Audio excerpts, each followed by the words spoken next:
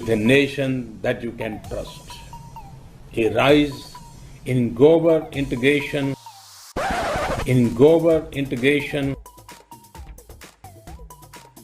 किसी छोटे से नगर में नाले के पास कोई चाय का ठेला लेकर के खड़ा रहता था और चाय बना करके बेचता था।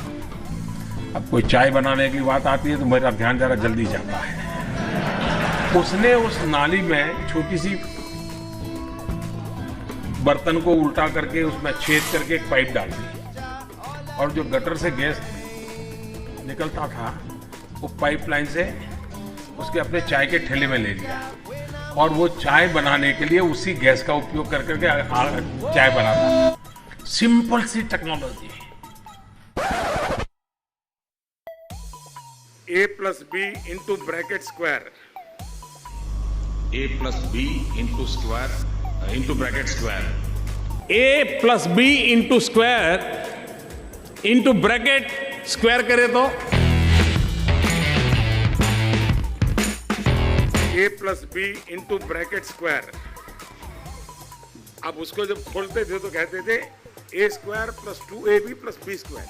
जब उसका रिजल्ट निकालते थे तो रिजल्ट आता है A square plus 2AB plus B square. ये एक्स्ट्रा 2AB मिलता है कि नहीं मिलता है? ये 2AB कहां से आया? 2AB कहां से आया? ये 2AB कहां से आया? ये 2AB है, वो जुड़ने की एक्स्ट्रा एनर्जी होता है। मैंने पहली बार डिजिटल कैमरा का उपयोग किया था 87-88 में शायद, और उस समय बहुत कम लोगों का ईमेल रहता था। तो मेरे यहाँ विरमगाम तहसील में अडवाणी जी की सभा थी, तो मैंने वो डिजिटल कैमरा पर उनकी फोटो ली। तब डिजिटल कैमरा इतना बड़ा आता था, मेरे पास था उस समय।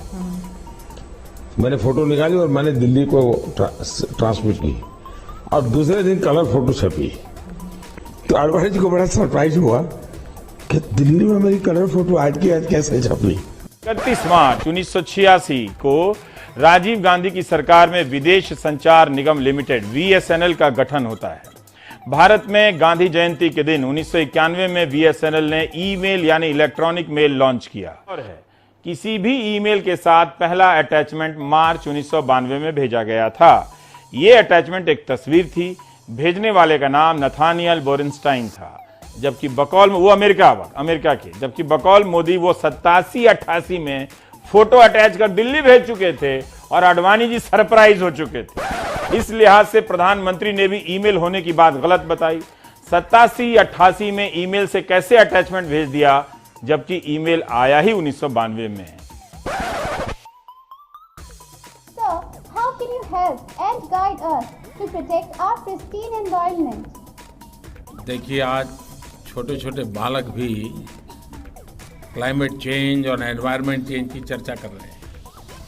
70, 80, 85, 90 साल के लोग तो सर्दियों में आप देखेंगे तो अक्सर कहते हैं कि पिछली बार से इस बार सर्दी ज़्यादा है, ऐसा कहते हैं ना।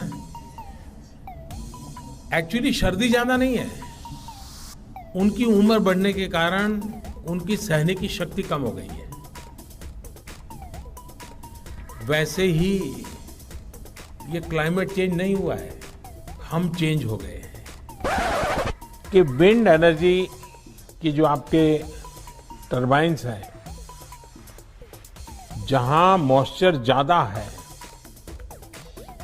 वो हवा में से